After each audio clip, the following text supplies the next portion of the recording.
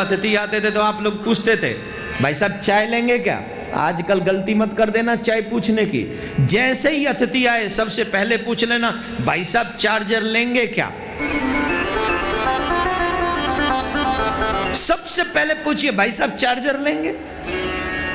और सबसे बड़ी बात, उसका सोफा वहां होना चाहिए जहां प्लग हो, और प्लग भी इन्वर्टर से, लाइट ना आ रही हो तो चालू हो, और 4-5 किस्म के चार्जर घर में रखो।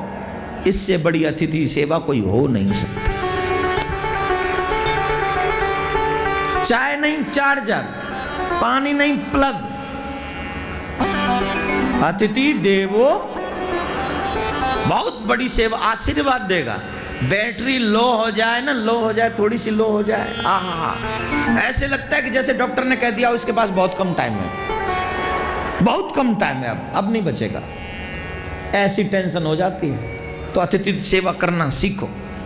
फालतू की बात करते हो तुम लोग। चाय कौन पिएगा? उसके घर में चाय की कमी है क्या?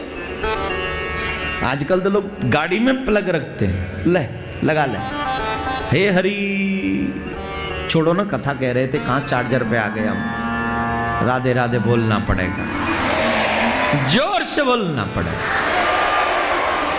तो मेरे प्यारे, मेरे बंधु बांधव, सुदामा जी खाली बैठे तो भूख लगी, और उसी भूख में, जैसा कि आपको कई बार बोल चुके हैं हम, ये सब ज्यादा कथाकारों की बहुत बुरी आदत होती है, जब टाइम ज्यादा देखें तो कथा खींच देते हैं। भाई सुदामा चरित्र के तो 1.5 घंटा, 2 घंटा, 3 घंटा में कहें, और के तो 5 मिनट में खत्म। इसीलिए तो व्यास हैं, जिसे चाहे विस्तार कर दें, जिसे चाहे शॉर्ट कर दें। टाइम के हिसाब से कथा होती है, नहीं? तब शॉर्ट करने की बारी आ गई है, क्योंकि अब समय कम रह गया हमारे पास। तो बंधु, सुदामा ने कृष्ण के बट के चना खाए, और उसका फल दरिद्रता के स्वरूप में मिला। आप सबको मैं कई बार बोल चुका हूं, जीवन में जो चाहे करना, अच्छे कर्म, लेकिन एक बुरा कर्म कभी मत करना। किसी का हक मत खाना। तुम मानो या मत मानो, जब तुम किसी का हक खाते हो तो तुम्हें दरिद्रता का सामना करना ही पड़ता है। तुम्हारे हर एक कर्म का फल 3 पीढ़ियों को भोगना पड़ता है। एक तुम्हें, तुम्हारे पिताजी को, और तुम्हारे बच्चे को, चाहे वो कर्म अच्छा हो, चाहे वो कर्म बुरा हो। आप ये मत सोचिए कि हम स्वतंत्र हैं, हमें कोई देख नहीं रहा। तुम्हें सब देख रहे, कोई ना देखे, भगवान देख रहा है। जब तुम किसी का हक छीनते हो, जब किसी का हक ले लेते हो, तो भगवान तुम्हें दरिद्री बना देता है। कुछ समय बाद अवश्यमेव भोक्तव्यम कृतम कर्म शुभाशुभम न क्षीयते कर्म जन्म कोटि सतैरपि। अगर इस जन्म में बिना भोगे मर गए तो बोले अगले जन्म में भोगना पड़ेगा, वहां भी नहीं तो बोले उससे अगले जन्म, चाहे करोड़ों जन्म हो जाएं, जब तक उस कर्म का फल नहीं भोग लोगे तब तक तुम्हारा वो कर्म क्षीण होने वाला नहीं है। बहुत से लोग मेरे से कहते हैं महाराज हमने तो कोई बुरे कर्म नहीं किए, तो हमें इतने इतने फल किस बात के मिल रहे हैं? निश्चित तुम्हारे कर्म हैं, चाहे इस जन्म के हो चाहे पिछले जन्म के हो, तुम्हारे ही कर्मों का फल तुम्हें मिल रहा है। ऐसा कोई फल कर्म नहीं है जिसका फल तुम्हें बिना कर्म किए मिल जाए। हाँ, कम ज्यादा हो जाता है। कोई बहुत पाप किए हो और तुम भगवान की शरणागति हो जाओ तो फांसी पे चढ़ने वाले हो गए तो कांटा लग के खत्म कर देगा, इतना तो होगा, पर होगा। आज पैसे की इस रण में, दौड़ में हम लोग सब रिश्ते खत्म कर चुके हैं, सब। लेकिन ये भूल जाते हैं कि जब मेरे जीवन में खुशियों के पल आते हैं, उन पलों में पैसा काम नहीं आता, उन पलों में सिर्फ अपने काम आता है। और एक बात, सपोज कोई बहुत बड़ा अरबों खरबोंपति आदमी मर जाए और उसके बच्चे या उसका परिवार कोई ना हो, या सबसे तोड़ लिया हो, तो 4 कंधे कहां से आएंगे बताइए? कितने मैंने सुना है बॉलीवुड के लोग फ्लैट में मर गए, क्योंकि जीवन भर तो घमंड में जीते थे, हम स्टार हैं, हम स्टार हैं। अब स्टार सड़ रहो, फ्लैट में पड़ो, कोई पूछ नहीं रहा। किस लिए? क्योंकि जब आप घमंडी हो जाते हो तो आप समाज से, संसार से दूर हो जाते हो। तो जीवन में ये कोशिश मत कीजिए, किसी का हक मत खाइए। हो सके तो अपना हक दे दीजिए किसी को। जब आप अपना हक किसी को दे देते हैं तो इसका मतलब है कि आप आने वाली पीढ़ी को भी धनवान बनाने की तैयारी कर चुके हैं, ऐश्वर्यवान बनाने के। तो सुदामा जी ने श्री कृष्ण के बट के चना खाए, तो मेरे बट के चना खाए। भगवान ने कहा तुम्हें दरिद्री होना पड़ेगा, लेकिन चिंता मत करना, जब तुम्हें ये दरिद्रता सताने लगे, जब ये मुसीबत तुम्हारे पास आने लगे, तब तुम मेरे पास आ जाना। जब तू आवे द्वारका तो कर दूं माला माल। तू मेरे पास आ जाना, मैं तुझे माला माल कर दूंगा, भगवान ने कहा। और श्री कृष्ण ऐसा कहकर अदृश्य हुए और सुदामा अपने घर के लिए वापस आ गए। और जब वापस आए, समय परिवर्तनशील है। एक बात पुनः सुन लीजिए, समय किसी का गुलाम नहीं। तुम ये कभी मत सोचना कि आज तुम्हारा अच्छा समय है तो कल भी अच्छा होगा। वो मूर्ख लोग होते हैं जो अच्छे समय का दुरुपयोग करते हैं और बुरे समय का इंतजार करते हैं। अच्छे लोग वो हैं कि अच्छे समय का इतना सदुपयोग कर लेते हैं, इतना अच्छा काम कर डालते हैं कि जब बुराई आने को भी लगती है तो बुराई सोचती है मैं जाऊं कहां से, मैं पहुंचूं कैसे। अच्छे समय में इतने अच्छे काम कर डालो कि बुराई चाहकर भी तेरी तरफ न बढ़ सके। इतना ऊंचा कोटा होना चाहिए तेरी अच्छाइयों का अच्छे समय में। अब समय बुरा हो जाए, हॉस्पिटलाइज हो जाए, हे भगवान बचा ले, सुंदरकांड के पाठ करवा लेंगे तो हनुमान जी कह रहे मूर्ख, इतने दिनांते लस्सी पी रहे हो, बाद दिनांते तो तेने कछु ना करो। आज तू जब बिस्तर पे आके पड़ेगा तो सुंदरकांड की याद आ रही है। बुराई में, बुरे वक्त में सिर्फ भगवान याद आएगा। जब डंडे पड़ रहे होंगे तब तुम्हें भगवान याद आएगा। करना ही है तो कर्म ऐसा कर अच्छाई का कि बुराई तेरे पास तक न झांक सके, उसे अच्छा समय कहते हैं। और समय तो बदलता ही है मेरे प्यारे, चाहे अच्छा हो या बुरा, समय तो बदलता है। जब बुरा समय नहीं रहा तो अच्छा नहीं रहेगा, और अच्छा नहीं रहा तो बुरा भी नहीं रहेगा। अब समय देखो सुदामा जी का क्या हुआ, विवाह हुआ, छोटे छोटे बाल गोपाल हुए, कंडीशन थोड़ी बदली। अब जहाँ अब घर की कंडीशन ये है कि घर में अन्न तो छोड़ो, अन्न का एक दाना भी नहीं। जहाँ मांगने जाते कोई देता नहीं। स्थिति बदलने लगी, जहाँ भी मांगने जाते कोई देने को तैयार नहीं। भगवान श्री कृष्ण समझते हैं ये अपने आप नहीं आएगा, तो भगवान ने एक इशारा किया, उनकी पत्नी को सिखा दिया कि अगर भेजना ही है तो इनको द्वारिकाधीश जो इनके बचपन के मित्र हैं वहां भेज दो। सुदामा जी आए, पूरे दिन भ्रमण करके किसी ने कुछ दिया नहीं, तो पत्नी उनकी सुशीला, सुंदर कर्म वाली को सुशीला कहते हैं, बहुत सुशील है। पूछ रहे हैं, उन्होंने पूछा सुशीला जी ने आज कुछ मिला? बोले कुछ नहीं मिला। बोले इसीलिए नहीं मिला क्योंकि तुम मांगते ही उनसे हो जो तुम्हें देना नहीं चाहते। अगर मांगना ही है तो उस परम ब्रह्म परमात्मा से मांगो जो तुम्हें देने के लिए तैयार बैठा है, जो देना चाहता है। कौन है वो? बोले मैंने सुना है आपके बचपन के मित्र श्री कृष्ण द्वारिकाधीश। ओ क्या याद दिला दिया तुमने बचपन की बात। और तुम जानते भी हो विद्यालय में तो सब बराबर होते हैं, कोई छोटा बड़ा नहीं होता, वहाँ तो सब एक दूसरे के मित्र होते हैं। पर अब की कंडीशन देखो ना, अब की स्थिति देखो। अब की स्थिति क्या है? वो द्वारकाधीश हैं और मैं दीनहीन एक ब्राह्मण। अब की स्थिति ये है। तो इसलिए कुछ जगह ऐसी होती है जहां खाली हाथ नहीं जाया जाता। गुरु के यहां कभी खाली हाथ मत जाओ, भगवान के यहां कभी खाली हाथ मत जाओ, बेटी के यहां कभी खाली हाथ मत जाओ, छोटी बहन के यहाँ कभी खाली हाथ मत जाओ, वैद्य के यहाँ कभी खाली हाथ मत जाओ, राजा के यहाँ कभी खाली हाथ मत जाओ, मित्र के यहाँ कभी खाली हाथ मत जाओ। और कृष्ण मित्र भी है, भगवान भी है और राजा भी है। कैसे जाएं बताओ? बोले एक काम करिए ना, आप रुकिए। सुशीला जाती है, पड़ोस से भिक्षा मांग कर लाते हैं।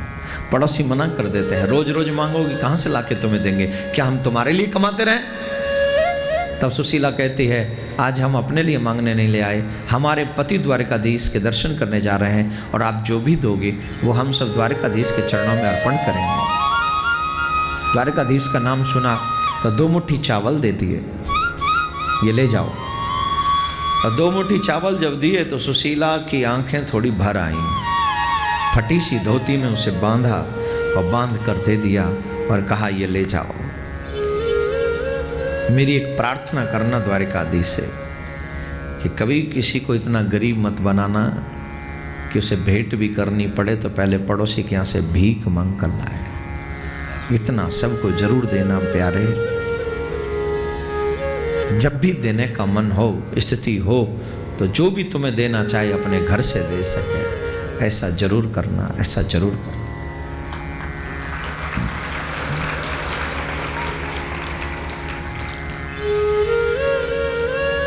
सुशीला जी के इस दुख को देखकर सुदामा जी की भी आंखें समझ गई कि सुशीला जी को थोड़ा दुख है, पर उन्होंने कहा, चिंता मत करो, द्वारकाधीश हैं, सब दुख दूर करेंगे। और द्वारकाधीश से मिलने के लिए, श्री कृष्ण से मिलने के लिए सुदामा जी द्वारका की तरफ चल पड़े। आइए आप भी मेरे साथ मिलकर एक प्यारा सा भजन गुनगुना लीजिए और फिर चलते हैं इस कथा को आगे बढ़ाने के लिए।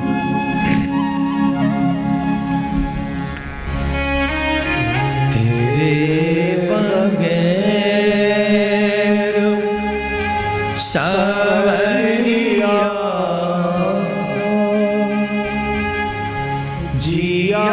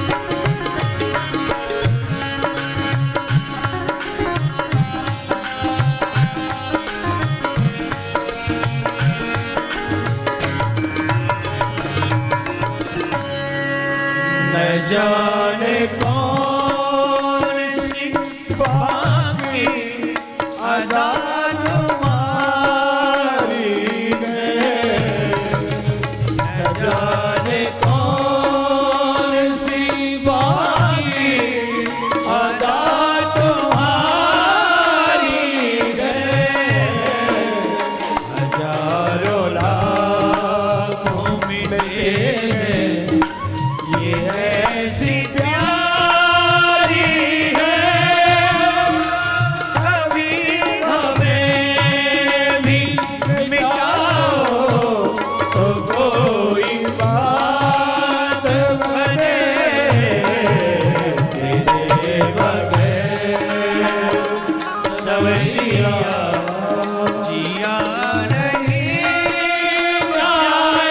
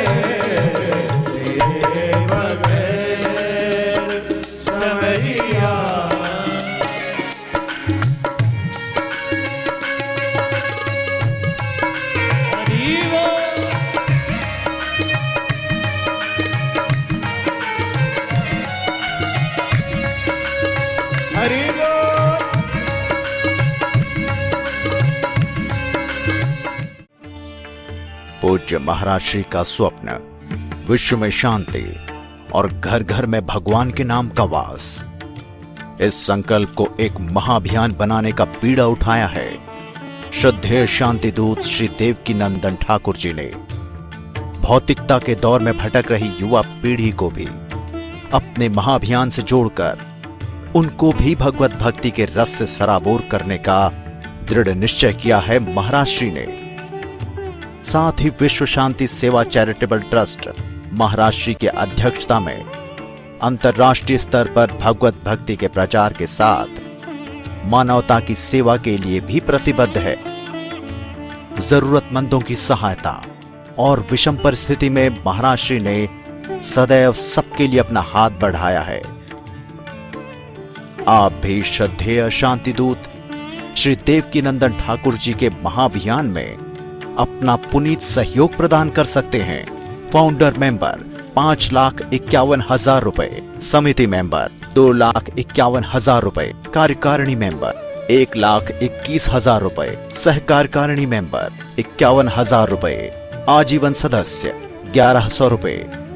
आप अपना सहयोग विश्व शांति सेवा चैरिटेबल ट्रस्ट के भारतीय स्टेट बैंक मथुरा शाखा के खाता संख्या 3088094445 में जमा करा सकते हैं।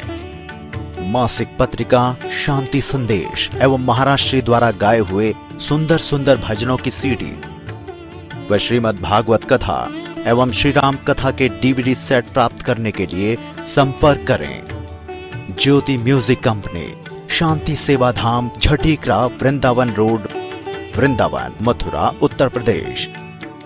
Phone number 0735111221, 0735111331। दिल्ली कार्यालय C5/90, first floor, sector 6, Rohini, Nai Delhi 110085। Phone number 01147564008। Mobile 9212210143। Website www.vssct.com, www.shantisevadham.in, email info@vssct.com, Twitter dn/Thakur/G, Facebook Devki Nandan Thakur ji VSSCT।